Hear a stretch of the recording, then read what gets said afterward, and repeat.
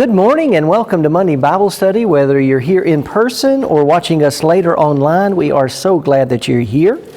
The month of August, we have been looking at stories of new beginnings. Last week, we looked at the story of Jesus and Nicodemus and talked about the story there. And then today, we're going to look at the story of Ruth that we heard yesterday from Sarah and Parker and Kelly in worship. So as we look at the story of Ruth and Naomi, I would like for us to look at a previous story that tells us something, informs us something about the story we're going to hear in Ruth. So if you've got your Bible, turn to Genesis 38. So one of the things we'll talk about as we go through today is how within the narrative of Israel's remembering of their history, how women play a key role in making sure that things continue, that the future is made. Sometimes it is actively doing so in a positive way, and sometimes not so positive. So a not so positive remembrance might be with Abraham and Sarah. Sarah is told by Abraham that God is going to make them a great nation. And she doesn't sense that it's going to happen. She's not pregnant. She's not getting pregnant. So she decides to take what? Matters into her own hands. She decides, and rather being passive within this story that God is laying out, that she'll be active. And in being active, she gets her handmaiden, Hagar, and then from there Ishmael is born. But others within the story are also active. The story of Rachel. When we hear the stories of God's people throughout the narrative, whether it is Rebecca or Rachel, whether it is Sarah, we hear of women who sometimes are passive and sometimes active, but they are trying to get the story and the promises that God has given to fruition. And oftentimes they have to do so in ways that are different than the way men work in the world. They have to use what assets and abilities they have. And oftentimes, fortunately or unfortunately, it is oftentimes centered around their sexuality. And that might make you uncomfortable. But that's okay. I want us to look at Genesis 38, the story of Judah and Tamar. This is a story that will be, in many ways, Ruth will kind of hint at it, the story of Ruth, because they are named within the story. Their children will be named. But I want you to hear the story and ask yourself within this story, who is the active participant in the story to make the future continue? So the story of Genesis 38 is a story that is kind of another episode in between the story of Joseph and his brothers. So we hear the story of Joseph preceding this, of his brothers taking him, throwing him in the pit, him being sold into slavery, and then we get kind of another episode before we go back to the Joseph story. And a lot of times we skip over this story because it's maybe not necessarily one we often would want to talk about in a Sunday school class. And it's probably definitely one that as a sermon we would have to put up some PG-13 kind of things about it. So I want you to listen to the story, and I want you to ask yourself within the story, how is Judah and how is Tamar represented?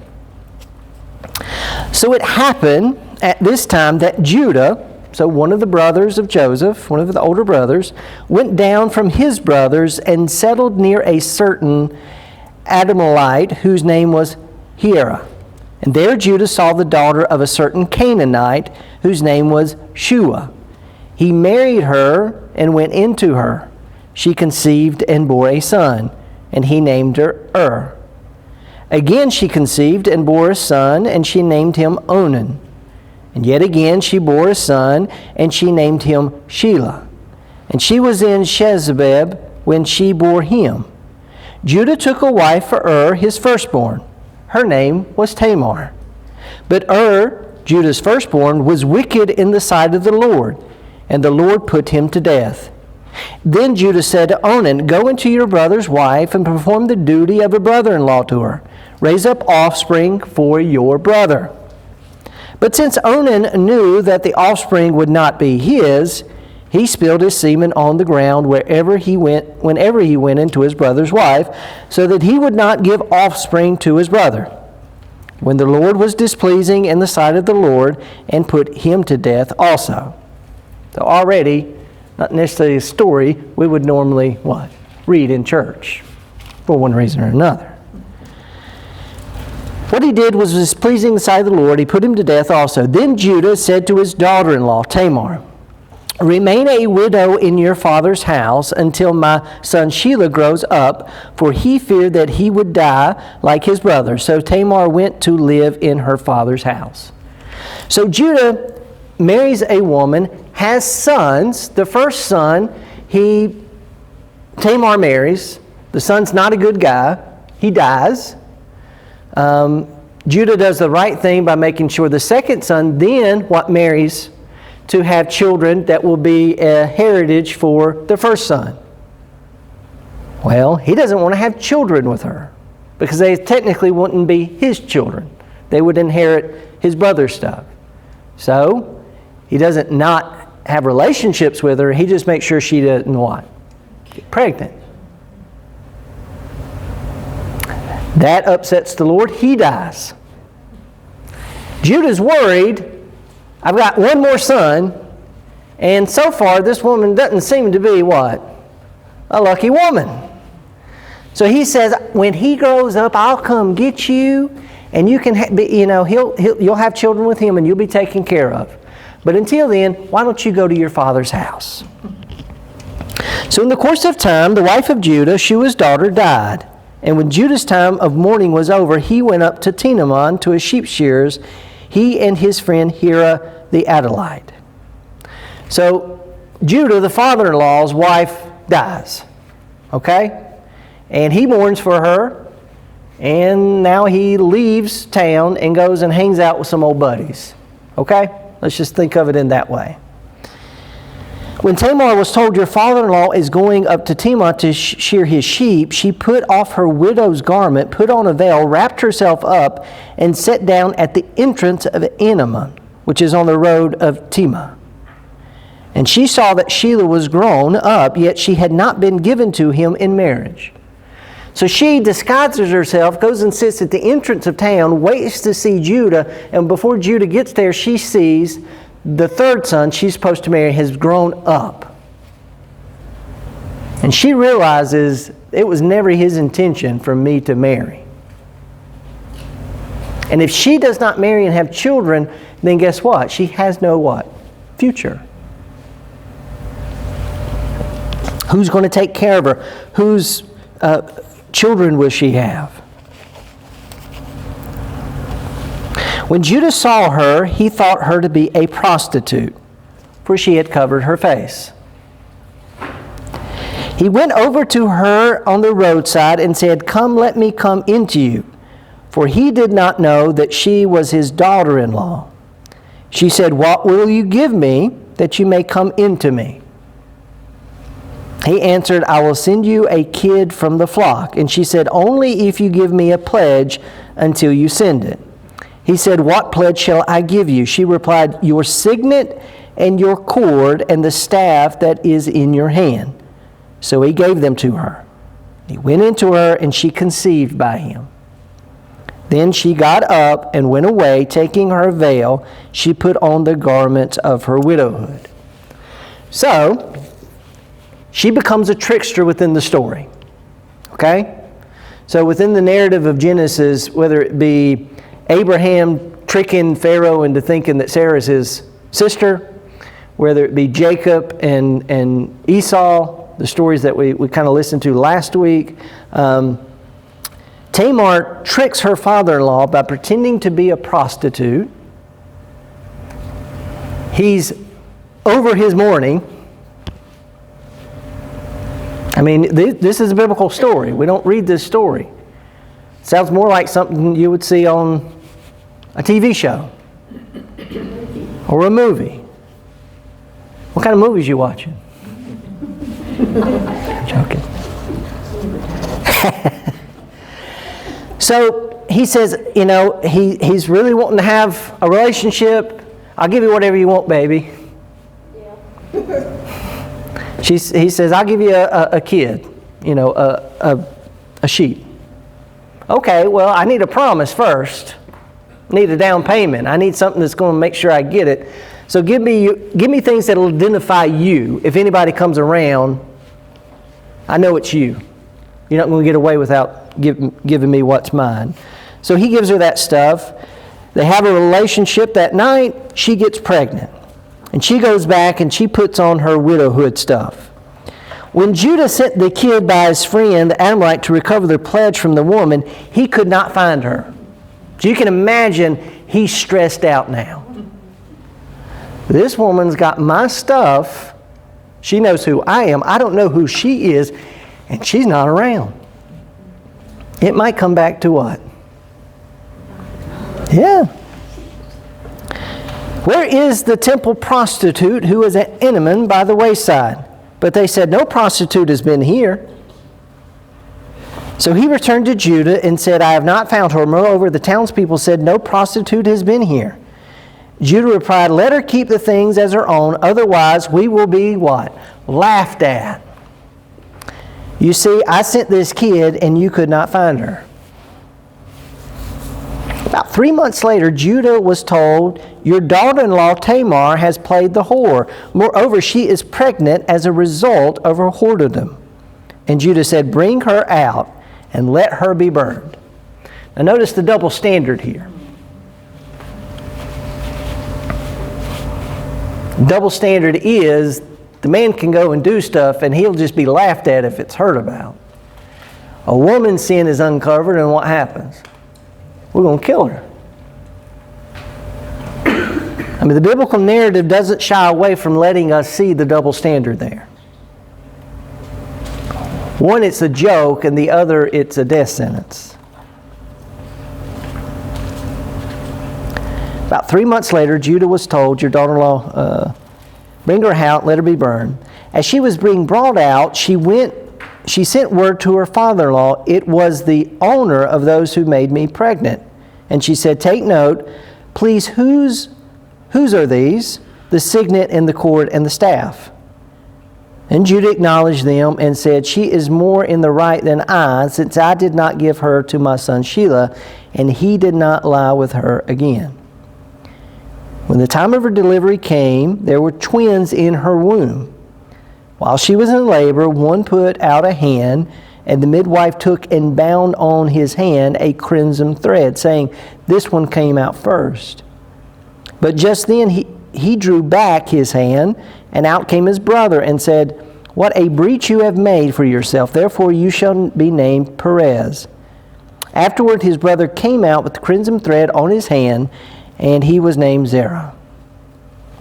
So the story here is of a woman who is essentially in a world where women are passive agents. Things happen to them, and they are what? They're just part of the background scenery within the story at times. Tamar says, no way. She becomes an active agent in her own story, to the point that she will do whatever it takes to have a future for her and eventually for God's people. So as we listen to the story of Tamar, this story is in the background in some ways of the story of Ruth. Because when we get to the story of Ruth, and we'll read over the whole story, it's only 4 chapters today, we get 2 women. When bad happens to them, do they wait around, or do they become active in searching for their own future? So some questions we'll have as we read the story of Ruth is, how do these marginalized women, Tamar becomes a marginalized woman, Naomi and Ruth become marginalized because they become widows. How do these women create opportunities for their future to continue? So we'll ask the question, how does the book of Ruth portray these women? How do they portray Boaz? How do they portray God? Where is God within the narrative of Ruth? We'll ask that question. So as we come to the story of Ruth, I want you to turn to it. It's immediately after the book of Judges. And it is a story that is not in the book of Judges, but occurs in the context of those years. So, y'all remember the book of Judges? It is the time before there was what? A king. And in that time before there's a king, it is 12 tribes trying to live together, but throughout their experience, they're always what? They're fighting. Not only do they fight, but they continue not to do what God is asking them to do. Even within the story of Judges, we see some very active women and some very passive women within the story. One story that comes to mind is as you read the story of Judges, and we won't read that story today, but in chapter 19, there's a story in Judges about a concubine. And if you want to know how bad it is for women, read that story. This is a woman who is thought to be loved, but by the end of the day, she is thrown out so that the man does not receive unwanted inhospitality. She becomes raped. And then to make a point, the husband, we not knowing if she is alive or dead, cuts her up into pieces and sends her around as a statement. Read Judges 19. Don't read it before bed. But it's a biblical story. And it's trying to say, in the time of Judges, this is how bad it got. So when we read the story of Ruth, we read it in the background of the story of Judah and Tamar. We read it in the background of Judges 19. And we read it during a time where women aren't necessarily as valued as we would say today. We also read it in the background of knowing outside the story that this story was probably an oral story that was especially told during the reign of David and Solomon. Okay? The question comes to David at some point. David, you're not a full Israelite. We know you got some Moabite blood running through your veins. Same with Solomon. So the story of Ruth is a legitimizing story for David. We might not use the word, but in some ways it's a propaganda story in a good way. Because it tells the story of how in the background God was working before David was ever born. Let's read the story of Ruth.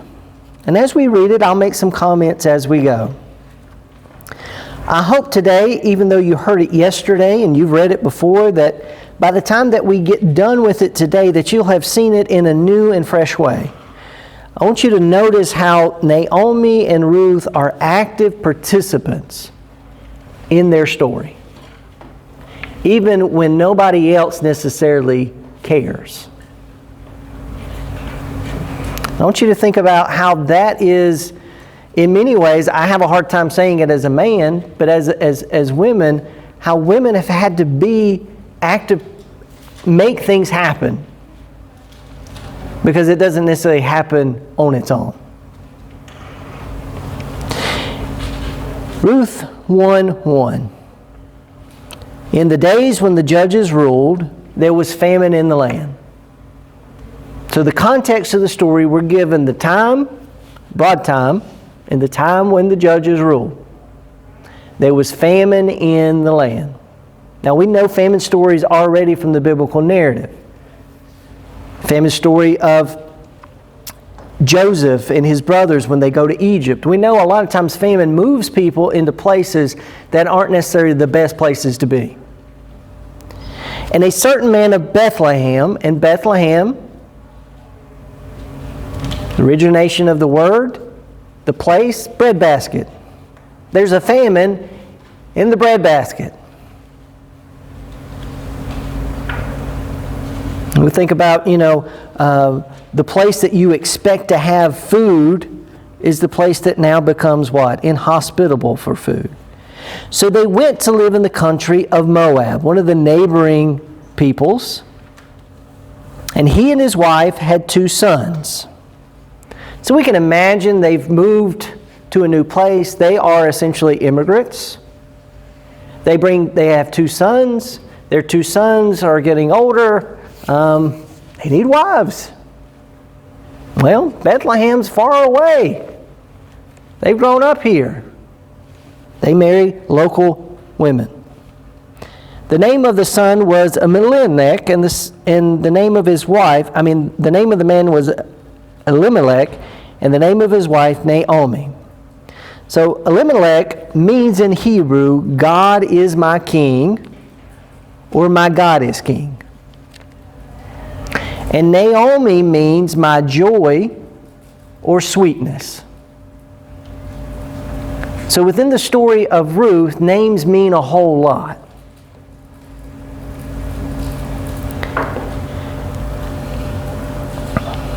They went into the country of Moab and remained there. Oh, they had 2 sons, Mahlon and Chilion. Mahlon means sickness, and Chilion means destruction or death. So you see how their names become identifiers to their fates or their characteristics.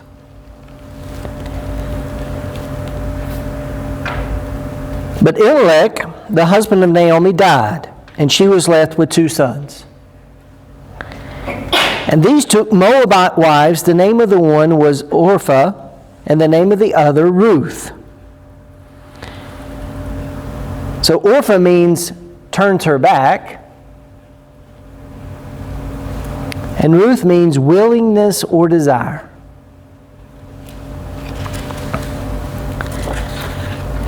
So these 2 sons marry 2 women, and they lived there about 10 years. Then Mahlon and Chilion also die. And now you've got 3 widows. They don't have any children, and there's no one to care for them. So in the ancient world, a woman's lot was often dependent on her husband or her children. Especially in a Hebrew society and a tribal society, you had to have someone to what? Take care of you, to speak up for you, to protect you. These 3 women become vulnerable. Who will care for them? Who will take care of them? They are widows.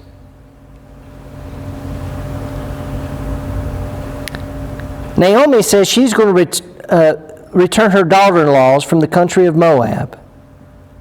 And she had heard in the country of Moab that the Lord had considered His people and had given them food. She hears word that back in Bethlehem, the famine's over. She's going to go home. This isn't my place. Without my sons and my husband, this is not home. I'm going back home. So she set out from the place where they had been living, she and her 2 daughters-in-law, and they went on their way to go back to the land. So they all 3 start to travel back to Bethlehem. But Naomi said to her 2 daughters-in-law as they're going, "Go back each of you to your mother's house. May the Lord deal kindly with you as you dealt with the dead and with me. And the Lord grant that you may find security, each of you in the house of your husband. Then she kissed them, and they wept aloud. So she essentially is saying to them, I can't do anything for you. You really just need to go back home. You'll be better off if you can go back home, and somehow your family will either get you a new husband or they'll just take care of you. But essentially, I can't do it for you. This is a family that is broken. They have no future. They are vulnerable. And she understands that she cannot find security for either one of them. She kissed them and they wept aloud. So you can feel within the narrative of the story, these three women are bonded together.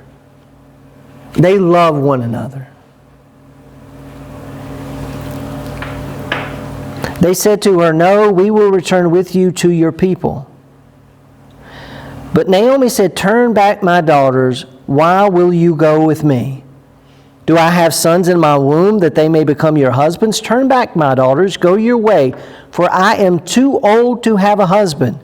Even if I thought there was hope for me, even if I would have a husband tonight and bear sons, would you then wait until they were grown? Would you then refrain from marrying? No, my daughters. It has been far more bitter for me than for you, because the hand of the Lord has turned against me." Notice what Naomi is saying about her condition. I am too old for a future. I cannot get married. What husband will want me? I'm too old to raise sons that will then be old enough for you to marry. And where does she lay blame? The Lord has turned against me. We can only imagine how she feels. Everything has been taken away. And these two women that she loves deeply, she cannot care for. They wept aloud, and Orpah kissed her mother-in-law, but Ruth clung to her. So she said, "See, your sister-in-law has gone back to her people and to her gods. Return after your sister-in-law." Orpah understands there's no future if she stays with Naomi, so she goes back. So what will Ruth do? This becomes the question. What will Ruth do? But Ruth said, "Do not press me to leave you or turn back from following you. Where you go, I will go. Where you lodge, I will lodge. Your people shall be my people. Your God shall be my God." That sounds great. But then notice what she says next. And this is in many ways her saying what the reality of her future will probably be. Where you die, I will die. And where you are buried, I will be buried. She doesn't what? See a future, does she? She'll go all the way to the end with her. Although it's a different age group, this is their Thelma and Louise moment. I'm going to go off the cliff with you. I'm going all the way. May the Lord do thus and so to me, and more as well, if death parts me from you. When Naomi saw that she was determined to go with her, she said no more to her. So the two of them went until they came to Bethlehem. When they came to Bethlehem, the whole town was stirred because of them. And the women said, "Is this Naomi? Is this what? The woman whose name means joy. Is this joy?" We can just imagine her coming into town, her head hung low, weary. What does she say? "Call me no longer joy. Call me" what? "Mara," which means bitter. "For the Almighty has dealt bitterly with me. I went away full, but the Lord has brought me back empty. Why call me joy when the Lord has dealt harshly with me and the Almighty has brought calamity upon me?" She comes back a beaten person.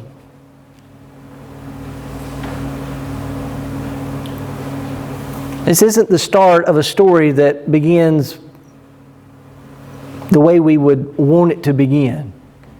She doesn't speak all the things that, maybe that Job would say. The Lord gives, the Lord takes away, blessed be the name of the Lord. She's angry. She's hurt. Y'all know people like Naomi. So Naomi returned together with Ruth the Moabite, her daughter-in-law, who came back with her from the country of Moab, and they came to Bethlehem at the beginning of the barley harvest. So we can imagine a widow and a foreigner coming back to a small hometown. So put yourself in that position. You've moved away, and you come back a defeated person, and you come back with somebody that does not look like or talk like or speak like everybody else in town. You're going to stick out like a sore thumb.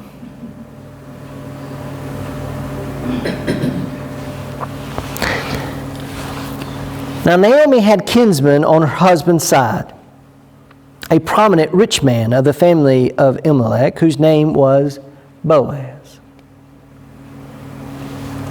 And Ruth the Moabite said to Naomi, "Let me go to the field and glean among the ears of grain behind someone in whose sight I may find favor." Listen, Mom, we're hungry. Ain't a whole lot of work for us to do. Maybe, because if you go back and read in Leviticus and other places, one of the things that was said was for the widows and the orphans to leave, when people go and they glean the harvest, don't go back and pick up what was left. Just leave stuff. Let the poor people go through the field and pick up what they can. Your leftovers, leave it for them. Part of it is, one, don't be greedy, and part of it is there are people that will eat the leftovers. She hopes that she can find somebody she can find some favor with that will just what? Let her get just enough so they don't starve to death.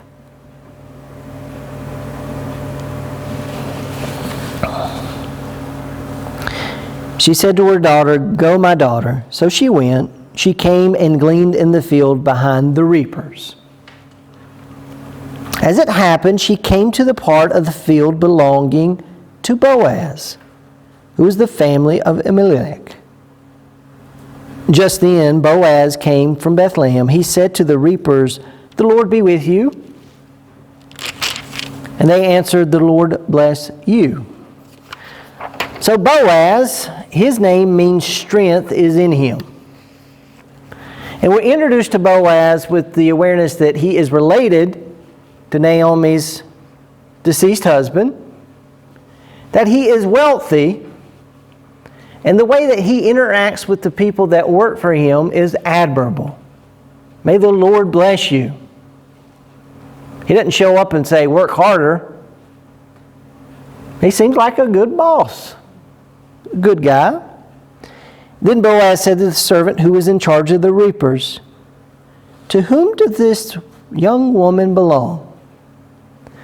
Now, we're not told within the narrative a whole lot about Boaz's previous life experience. But what we are told in a little bit is that Boaz is probably a little older, maybe much older. And it does not appear necessarily that Boaz is a married man. He could be, and we just aren't told. But if we listen carefully, it appears that he's an older man who does not have a wife. And he sees this woman, young woman, and he says, "Who does she belong to?" There's your Hallmark movie part here. Who's that? The servant who was in charge of the reapers answered, "She is the Moabite who came back with Naomi from the country of Moab." Everybody knows who she is. She don't belong.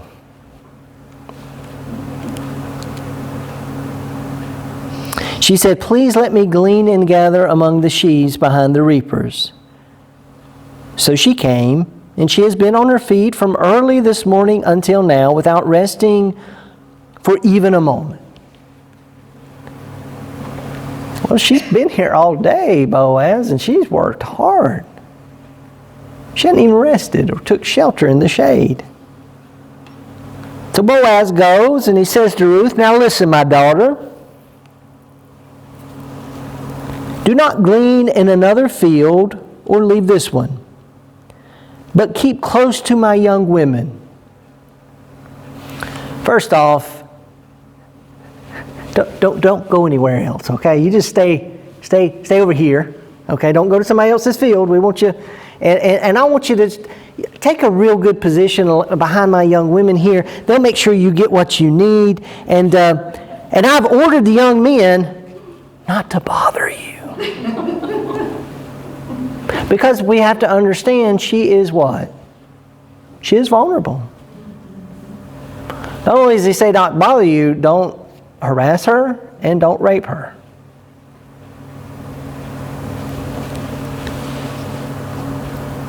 If you get thirsty, go to the vessels and drink from what the young men have drawn. She fell prostrate with her face to the ground and said to him, why have I found favor in your sight that you should take notice of me when I am a foreigner?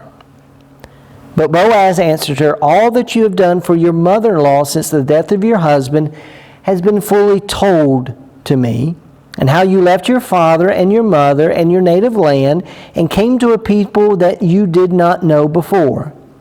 May the Lord reward you for your deeds, and may you have a full reward from the Lord, the God of Israel, under whose wings you have come for refuge. Then she said, may I continue to find favor in your sight, my Lord, for you have comforted me and spoken kindly to your servant, even though I am not one of your servants. So Boaz looks at her, likes her, gives her special treatment, and then compliments her, and then blesses her. Would you call that flirting? I would say so. A little bit of flirting, you know. So at mealtime, you know, he pays attention to her. At mealtime, Boaz said to her, come here and eat some of this bread and dip your morsel in some sour wine. Now we got to imagine all the other ladies out there working is probably getting a little frustrated. Get a little angry. Get a little angry. Not only is Boaz treating her really well, but she's a Moabite. She's not even one of us. That's right. So she ate beside the reapers and heaped up for her some parched grain. She ate until she was satisfied, and she had some left over. When she got up to glean, Boaz instructed his young men, let her glean even among the standing sheaves, and do not reproach her. You must also pull out some handfuls for her from your bundles, and leave them for her to glean, and do not rebuke her. Well, she's getting special treatment. So she gleaned in the field until evening. Then she beat out what she had gleaned, and it was about an ephah of barley. And she picked it up and came into the town, and her mother-in-law saw how much she had gleaned. Then she took out and gave her what was left over after she herself had been satisfied. Her mother-in-law said to her, where did you glean today? And where have you worked? So she told her mother-in-law with whom she had worked and said, the name of the man whom I worked today is Boaz. Then Naomi said to her daughter-in-law, blessed be he by the Lord. Notice where Naomi, it's almost like a light bulb goes off in Naomi's head. Whoo! You call the eye Boaz. Blessed be he by the Lord, whose kindness has not forsaken the living or the dead. Naomi also said to her, this man is a relative of ours, one of our nearest kin. Then Ruth the Moabite said, He even said to me, stay close by your servants until they have finished all the harvest.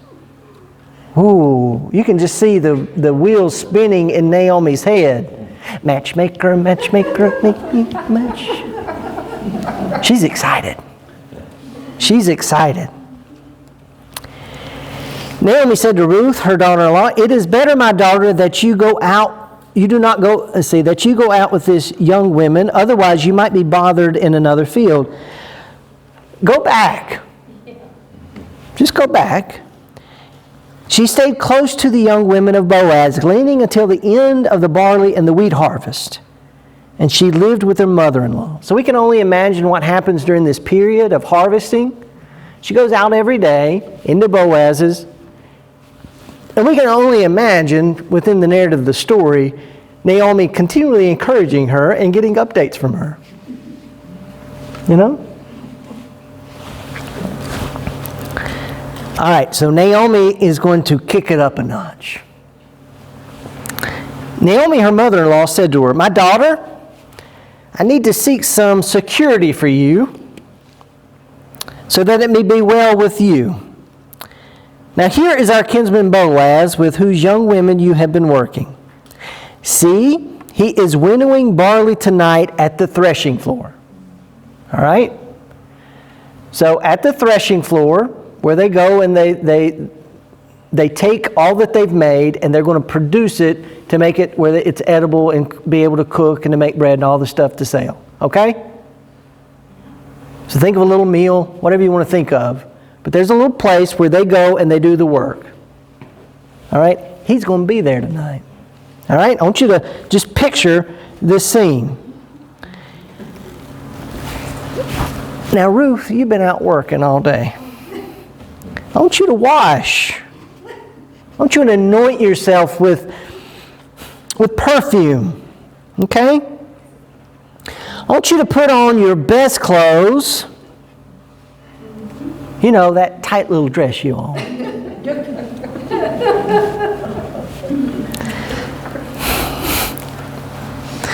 And go down to the threshing floor, but don't make yourself known to the man until he's finished eating and drinking. When he lies down, I want you to observe the place where he lies. Then I want you to go over there and I want you to uncover his feet. It's a euphemism. Doesn't mean feet. Okay? Go from PG to PG-13 to R. Okay? I want you to uncover his feet. I want you to lie down. He will tell you what to do. She said all of this to her. All that you tell me, I will do.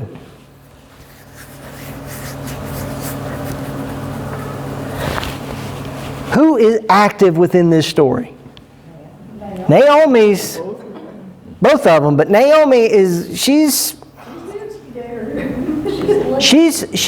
come to the realization, if things are going to happen for me and Ruth, we got to make it happen. If we're going to survive. So Ruth went down to the threshing floor and did just as her mother-in-law had instructed. When Boaz had eaten and drunk, and he was in a contented mood, he went to lie down at the end of the heap of grain.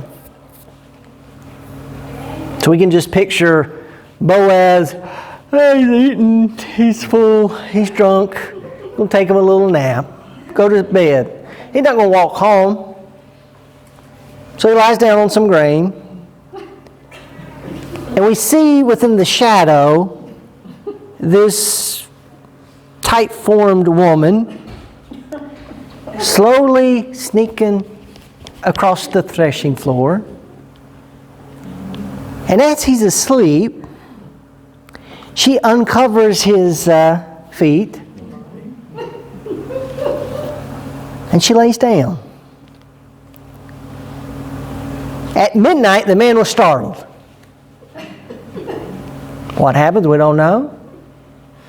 But he wakes up he turns over, and lying there at his feet was a woman. We can only imagine him pinching himself. Am I dreaming? Am I dreaming? Who are you? She answered, I am Ruth, your servant. Spread your cloak over your servant, for you are next of kin. Now, y'all are all adults. You know what this means.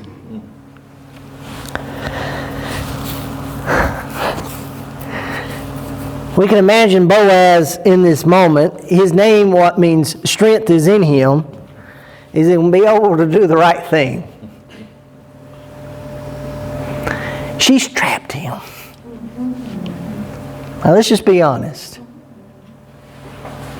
There's an old man, beautiful young woman, nobody's around. This isn't the ideal situation for a first date or any of those kind of things. What's he going to do? He said, may you be blessed by the Lord, my daughter. This last instance of your loyalty is better than your first.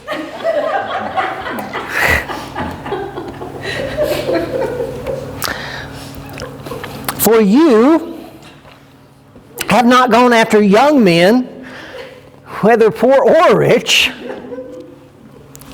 And now, my daughter, do not be afraid. I will do for you all that you ask. For all the assembly of my people know that you are a worthy woman.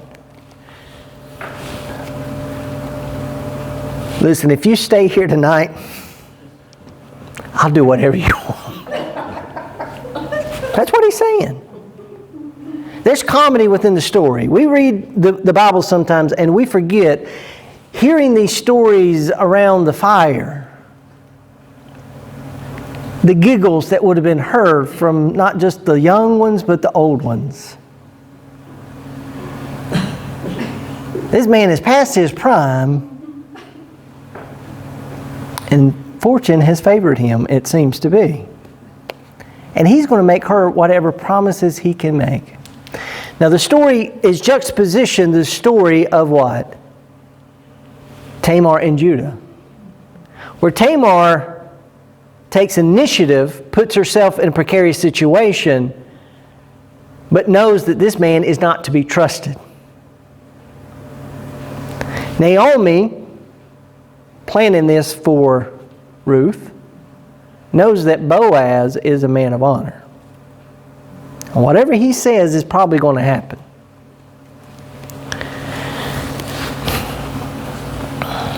Stay close by. Let's see, where are we at here?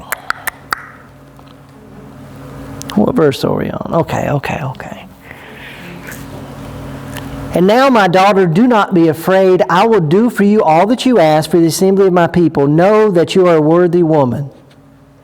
But now, though it is true that I am a near kinsman, there is another kinsman more closely related than I. Before we get too far along this, I got to put all the chips on the table. There's somebody else closer related to you than I. So if you think I can just claim you as next to kinsman, I don't want you to be deceived in what we're about to do and then find out in the morning all the facts. This is a noble woman. Well, This is honorable. honorable woman, worthy woman. What else are you going to, you're not going to say something else.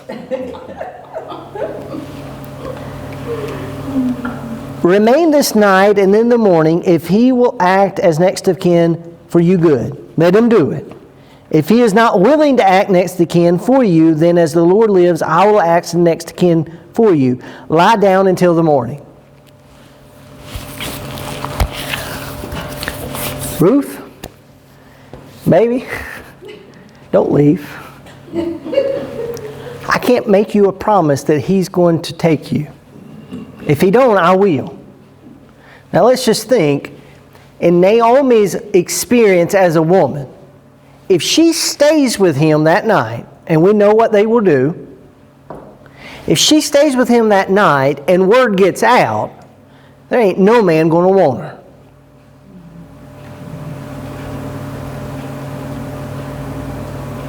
So he makes a promise to her, if he won't take you, I will.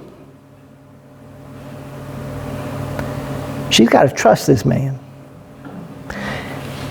She is putting not only her fortune and life in his hands, she's putting her reputation in his hands as well. Now we step back from this story for a second and we realize in this moment Naomi is in many ways taking the place of every woman in the ancient world. Her fortune is always going to be tied up into a man's what? Charge? And her honor and her shame will be in the same way.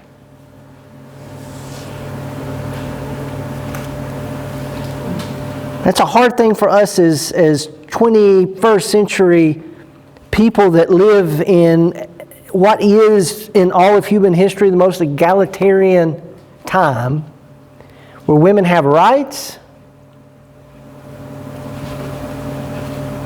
That does not exist in this time. And we can't make it that way. So she's putting all of her trust, her life, her fortune in this man's hands. Naomi, in a sense, knows this. It's a gamble. When we tell this story as a love story and all of that stuff, we forget love becomes secondary. So she lay at his feet until morning, but got up before one person could recognize another. For he said, it must not be known that a woman came to the threshing floor. Then he said, bring the cloak you are wearing and hold it out. So she held it out, and he measured out 6 measures of barley, put it on her back, and then it went into the city. He pays her for the night. I mean, I hate to say it that way. I mean, he gives her a gift, but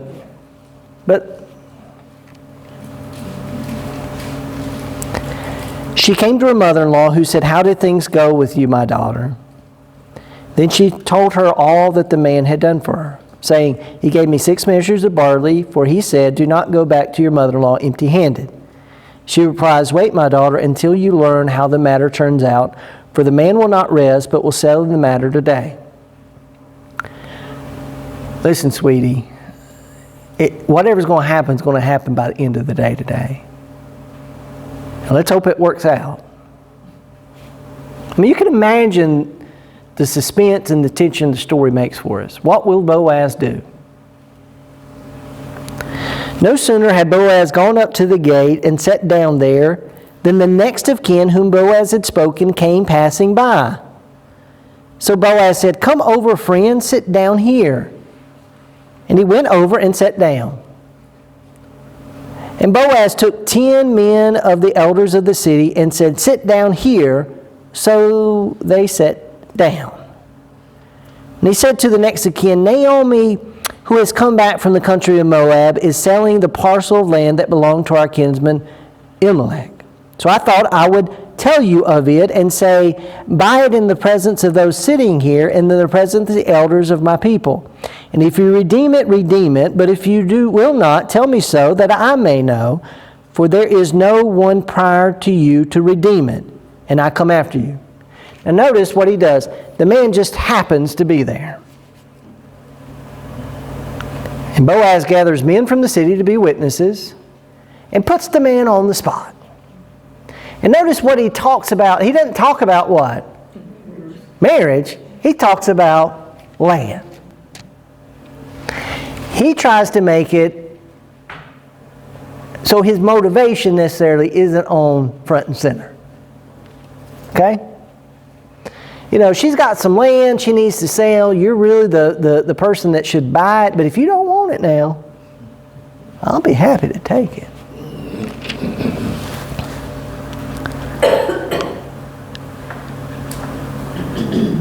So he said, I will redeem it.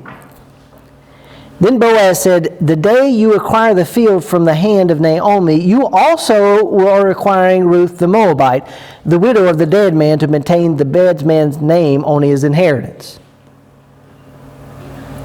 At this, the next of kin said, I cannot redeem it for myself without damaging my own inheritance. Take my right of redemption yourself, for I cannot redeem it. Oh yeah, I'll take that land. Sure. Who wouldn't? Oh yeah, by the way, you got to take Naomi's husband's son's widow, and you got to make sure that whatever child you have with that now becomes part. So essentially you're going to have to divide your inheritance up. Well, that's not a bargain. No, I'd rather not do that. That wouldn't be advantageous to me.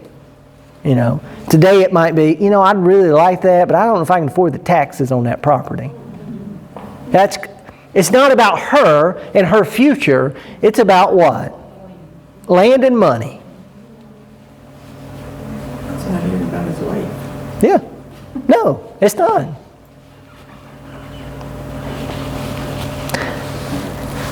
Take my right of redemption for you, for I cannot redeem it.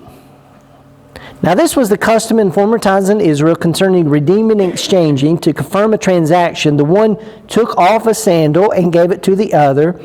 This was the manner of attesting in Israel. So we can hear within the story of Ruth that comes later, somebody telling them, okay, well, how did they make a deal? You know why? They took off sandals. That's what they did back then. We don't do that now, but they took off a sandal and exchanged it. Sounds crazy to us today. You know, whatever they did was much more, you know, proper. But the story of Ruth, set in a former time, this is what they did. We're going to describe to you what they did. Then Boaz said to the elders and all the people, today you are witnesses that I have acquired from the land of Naomi all that belonged to Elimelech and all that belonged to Chilion and Mahlon, and I have acquired Ruth the Moabite, the wife of Mahlon, to be my wife, to maintain the dead's name of his inheritance, in order that the name of the dead may not be cut off from the kindred and from the gate of the native place. Today you are witnesses. Listen, I'm going to do the right thing, guys. I'm going to buy the land. I'm going to make sure that whatever happens with Ruth, that it's going to be the inheritance. What does he really want? He really wants her, but he's not going to say that. It's not overly romantic. He's going to present himself as doing what? The right thing in front of everybody, like it was his idea. In many ways, Boaz, although he is an honorable person within the story, is a passive person.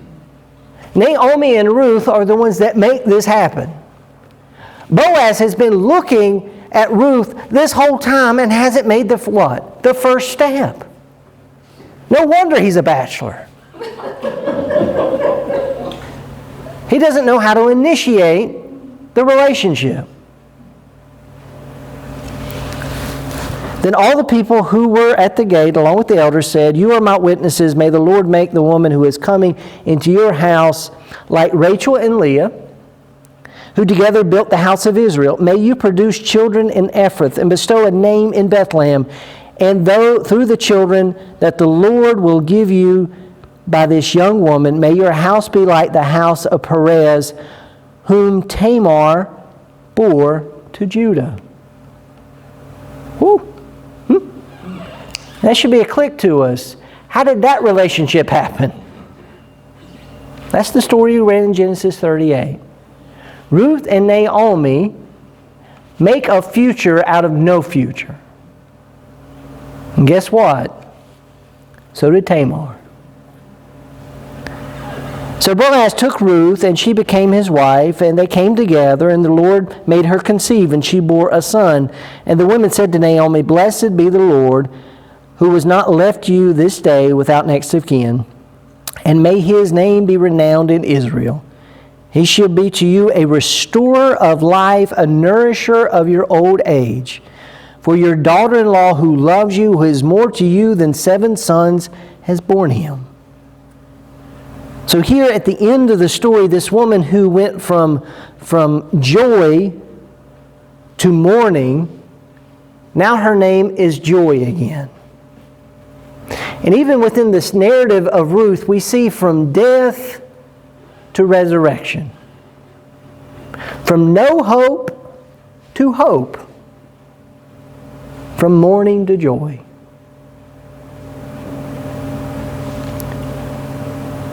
Then Naomi took the child, laid him on her bosom, and became his nurse. And the women of the neighborhood gave him a name, saying, "A son has been born to Naomi." They called him Obed. He became the father of Jesse and the father of David. Now these are descendants of Perez. Perez became the father of Hezron, Hezron of Ram, Ram of Abidah, Abidah of Nahshon, Nahshon of Solomon, Solomon of Boaz, Boaz of Obed, Obed of Jesse, and Jesse of David. And that's where the story ends. So as we read the story, we hear within the story a lot of different things. We hear in the story of women making their future and their progeny into their own hands. They make sure that what's going to happen in their life is going to happen. We hear similar stories in the story of Sarah and Hagar. We hear the story of even another disastrous way of hearing it, but we see the story in Genesis 19 of Lot and his 2 daughters. They're concerned they're not going to have a future. They seduce their father. It's the opposite way of doing it. But they take throughout the stories of Judah and Tamar, we hear these over and over again. So as you've heard the story of Ruth today, hopefully you've heard it in a new and interesting way. We hear it as a story of people that have lost everything. And instead of to wait and let things happen to them or for them, they take what? They take their future and they actively work to make something better.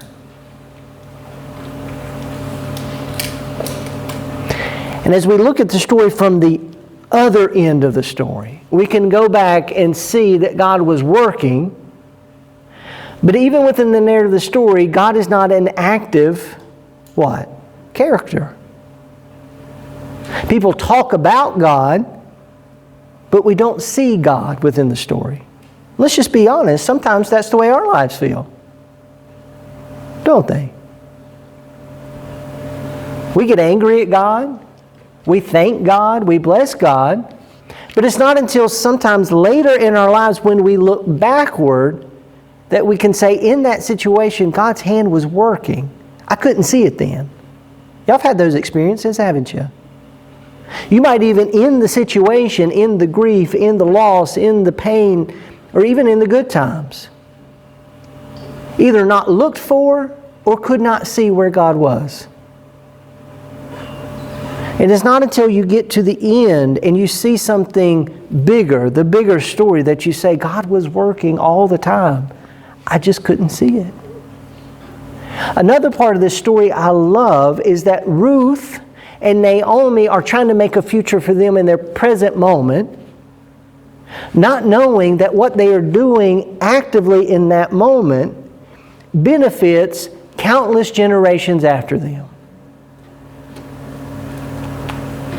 It is their grandson, David, who will become king of Israel. It will be after David, generations, Jesus will be the Messiah.